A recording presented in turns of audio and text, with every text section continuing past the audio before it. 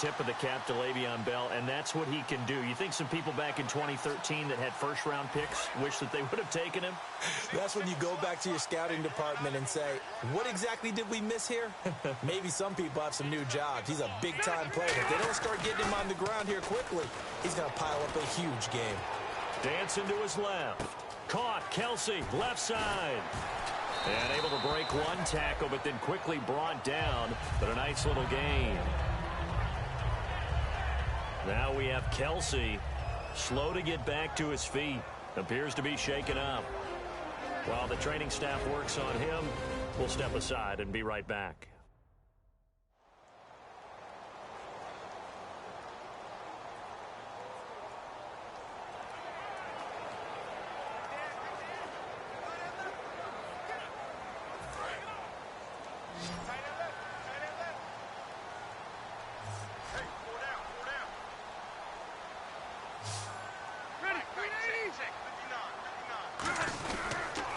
Second down, it's Bell. And he'll take this into the end zone for a San Francisco touchdown. Le'Veon Bell, his 11th touchdown of the year. And the Niners have taken the early lead. And he was excellent on that drive. He deserved to be the one to get across the chalk. Oh, I agree with you totally. A workhorse on the drive. And how about that last decisive run to punch it in? On for the point after is Randy Bullock.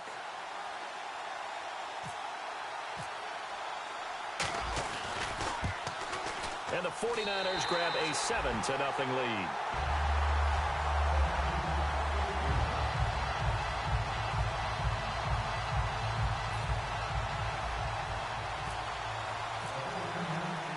Now Bullock will send this one away after the touchdown. And this will be a touchback as that sails over the end line.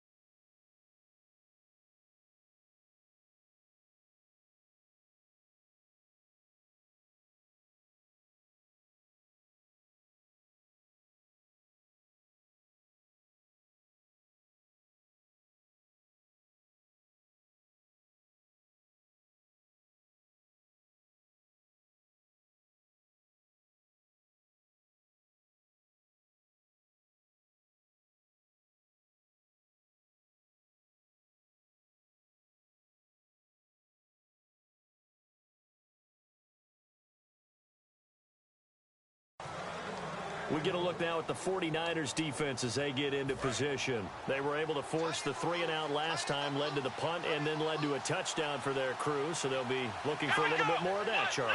Well, I think that they created the spark with the 3-and-out. Gave a little momentum to their offense and said, all right, appreciate it, guys. And they took the ball downfield and stuck it in the end zone. And that defense wasn't out there long. They'll be trying to keep it short here. See if they stay on the ground for second down. Some runs are blocked so well, you almost forget that someone has to carry the ball to gain the yardage. The leverage by the offensive line to create space up front, really well done. Only a gain of a yard, but that's all they needed, as that's going to move the chains. 2nd and 1, and people want to run the football. This is where every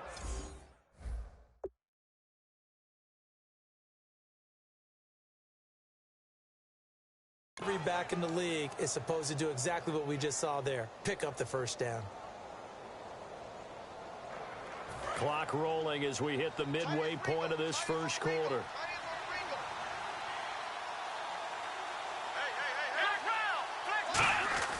Back to throw now on first down. Out to the flat for Reddick. And he'll bring it up here to right at the 40-yard line. It's a 4-yard pickup, and it'll be a second down. I know it was a gain, but you have to sense probably a little bit of disappointment there, because when it's out there in open space, I think they expect to get more out of a play, don't you? Especially when you're getting it to your guy out of the backfield. You're expecting him to be able to create something, be a little more shifty. Yeah, no doubt about it. Good open field tackling held it to an okay gain. That one goes for 24 yards. In recent years, the slot receivers really gained stature in the NFL because they can do so many things.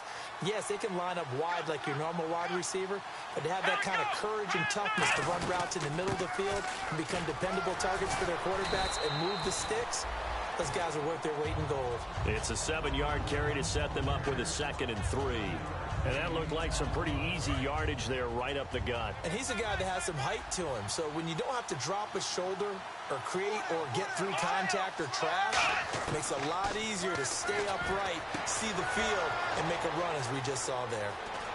And he is into the end zone. Touchdown, New Orleans. Buck Allen, his 3rd touchdown now on the year. And the Saints are within an extra point of tying this thing up. Getting your back involved, what's the importance there in the passing game? Well, oftentimes you can create mismatches because who's going to cover him? And you get him into space, which is where he likes to operate with the ball in his hands. Oftentimes makes people miss, gets that run after the catch, and off he goes. And into the end zone. This will be taken about the 12. He's got daylight. The 30, 20, 10, 5, touchdown, 49ers. Well, partner, anytime you see a big-time kickoff return, especially one that ends up in the end zone for a touchdown, that's probably the most exciting 10 seconds in the great game of football. I think it was our friend Ed Brady that told us that one day.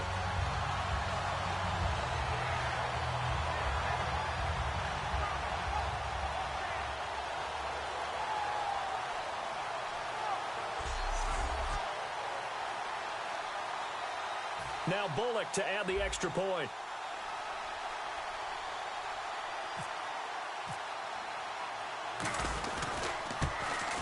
It's up and good, and it's 14-7 now here in the first quarter.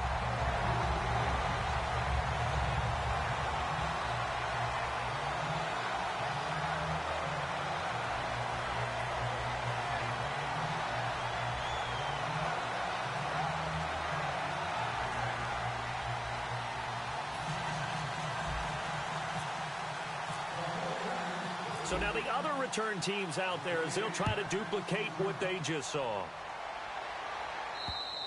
And that'll carry over the back line of the end zone for a touchback.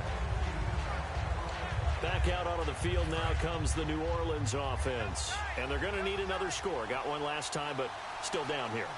When you're playing catch-up, every possession becomes crucial, doesn't it? It's vital. Get back out on the field, punch it in the end zone again. They know it's not easy, but what they do have going for them, they did score the last time. They think they've got a good formula working. And what about the defense? Right now, you're just saying to yourself, okay, we gave up a score last time. What adjustments do we need to make to slow them down now and get the ball back for our own offense?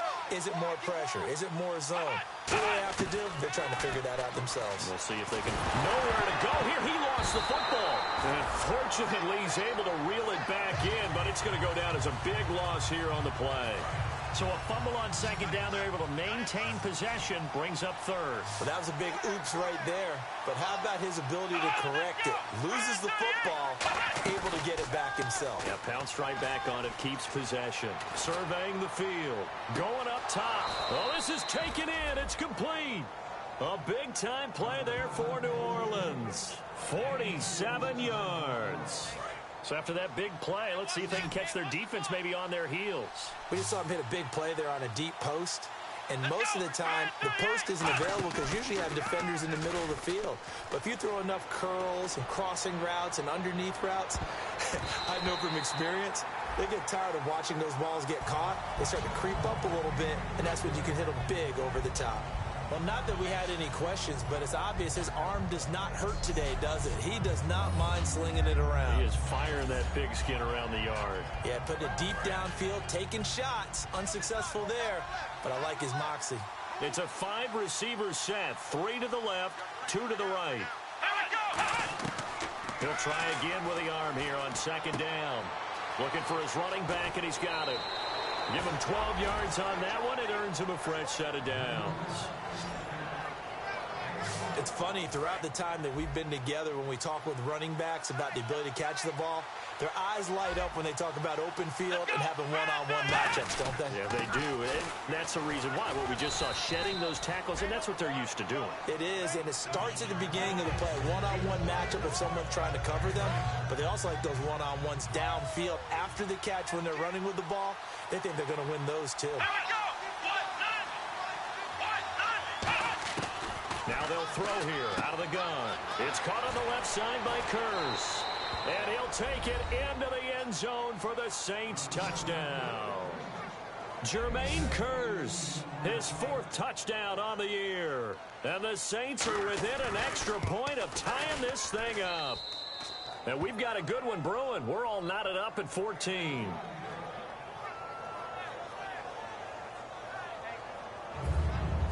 So a tie ball game here as the kick's away.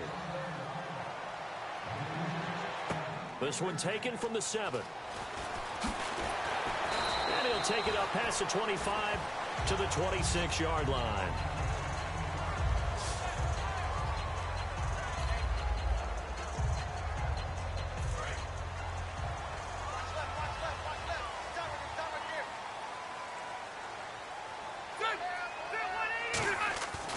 They'll start out on the ground with Bell. 3 yards on the pickup there, and it'll be 2nd down. I do know from experience that when you slow down someone's running game, you're not doing the dictating on defense. And guess what? Now you're getting ready to tee off on their quarterback because they have to throw it all the time. But you still have to be alert for the draws and other plays of that nature to make sure you don't get hurt. Now Bell, and he will possibly get back to the line of scrimmage. That's it. On the other hand, second quarter now. Brandon Gaudin, Charles Davis with you. It's the 49ers in control of the football. They're facing a tough spot, 3rd and 8 here to start things out.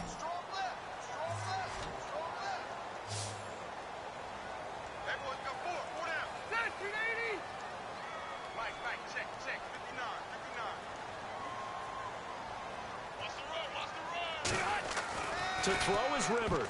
And this is going to be incomplete. He was looking for his favorite target, A.J. Green, that time. And that's going to make it 4th down. Here's Drew Kaiser now as he's on to punt for the first time this afternoon.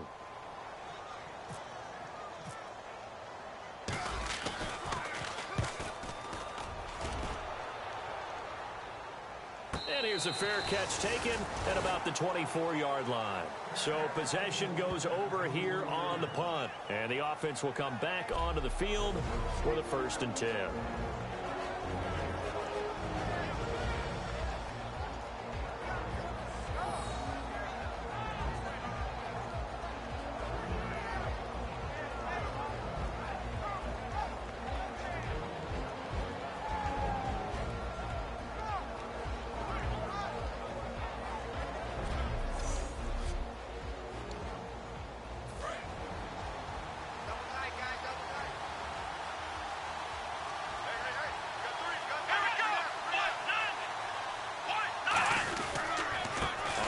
It's Reddick. And able to stay on his feet past the 30 to about the 33-yard line. Just what you want on a first down run. Call it 8 yards. And it's 2nd and 2. And once again, leverage wins. The offensive line, lower than the defensive front. They moved him. In fact, some good space for the guy carrying the ball. Fuller brings it in over the middle. And to the 42-yard line here and brought down there. 9 yards on the pickup there, and it keeps the drive alive. When you see zone defense and you know you've got a drag route on as your primary call, you've got to be really careful as a passer about how far you let your guy go because he might wander into some tough coverage. Here's Riddick. He juked him, and he stopped immediately there. No gain on the play. It'll be 2nd down. And that run was memorable for only one reason. There's absolutely no place to run with the football. No gaps, no creases, no gain. Here we go. They go back to Riddick. And he'll get this up past the 45 to the 47. It'll be a pickup of 5, and that leaves him with 5 more. 3rd and 5 now. And there's a run to be happy with. Good, solid yardage. They'll take that any time you hand the ball to a back. Throwing is Jackson. And Eifert has it. And he will have a first down here at about the 40. That one goes for 13 yards, and it moves the sticks. And there's another completion to the tight end. And let's face it, it is hard to overthrow a 6'6" target. It is indeed. Quarterbacks like their speed guys. They like that huge 6'6" target that they've got in him. They really do, and it reminds me of what one great tight end told me once. He told his quarterback, just make sure you throw it up there. You know, kind of like put up on the top shelf where the kids can't get it.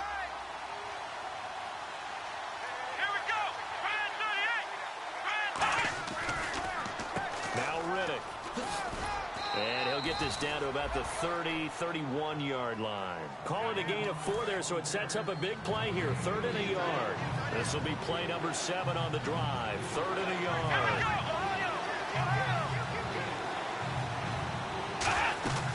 They'll run it now out of the gun. He needed a yard. That's what he got, and it's going to earn him a new set of downs. 3rd and 1, partner. No need to be fancy there. Just use some force and move forward and pick up the first down.